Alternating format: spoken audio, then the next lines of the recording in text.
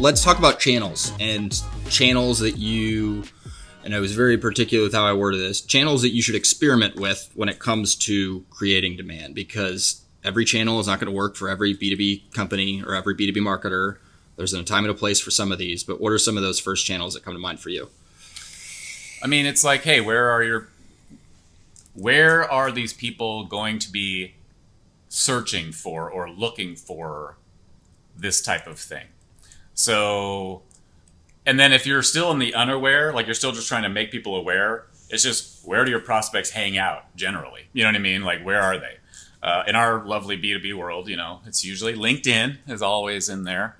But in this like really unaware stage, some of the broader channels might also be helpful, like Facebook, you know, Instagram. And of course, these are paid. You know, I'm talking paid primarily right now. Search, obviously. You know, like search is a really big one.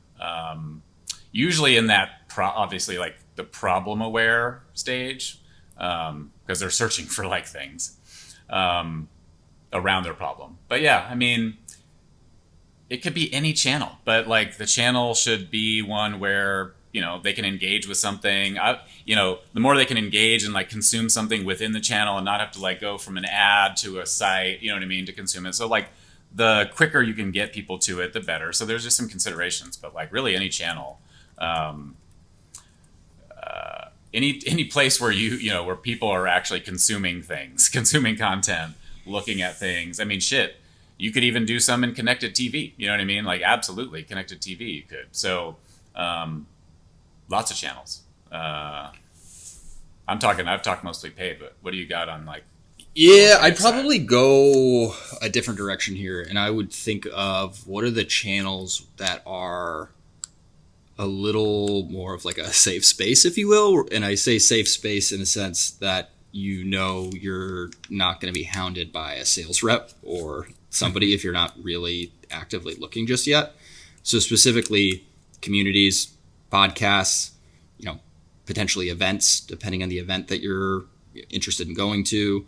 And then you mentioned LinkedIn earlier. I think for us, yes, we spend a ton of time on our company page for LinkedIn Organic, but also it's the employee advocacy side of it too, which I think is even more important than the company page, because then you may, you know, start to see some of these faces from Metadata or from whatever company it may be.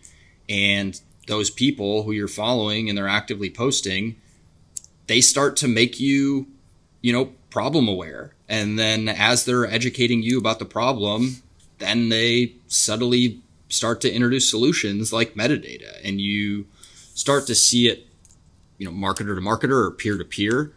Whereas the old way of doing this was relying on the company to provide you all that information, or the sales team holding as much information as they could before they got you on the phone, and then, you know, they'd reveal everything then. Whereas now, I mean, when you talk to a salesperson, you kind of have to assume that you've got 80% of the information already gathered yourself. Like it's different. Yeah, I mean, the more of this that you can seed in outside of paid, the better. You know, you're really trying to educate people. You're trying to, like we've said, make them at least somewhat pain aware. And so like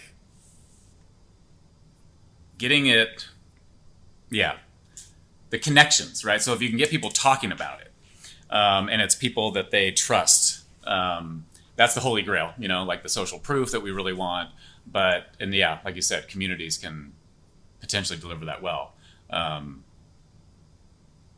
Yeah, and like how do you get more of this in the conversation, you know, so you're not having to pay for it really, you know, make it part of the conversation.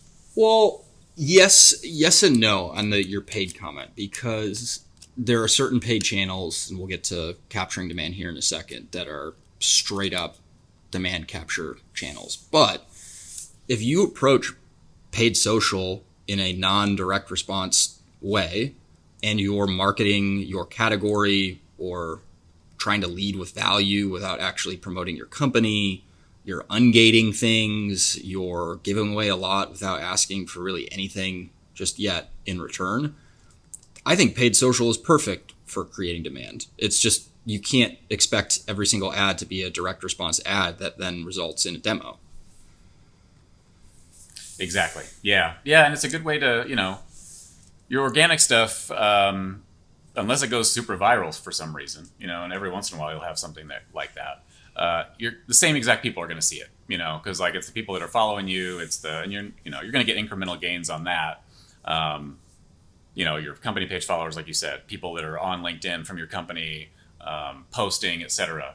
But yeah, paid is the way to get in front of new people, and really start to get them familiar with your brand, get that content in front of them, and then they're like, oh, okay, great. This was valuable to me. This came from metadata, and that starts to build that trust. So yeah, paid to get in front of some new people. And then ideally, if the content's good, that person you grabbed from paid now follows you, and now you can, deliver it to them free, basically, through your organic distribution channels.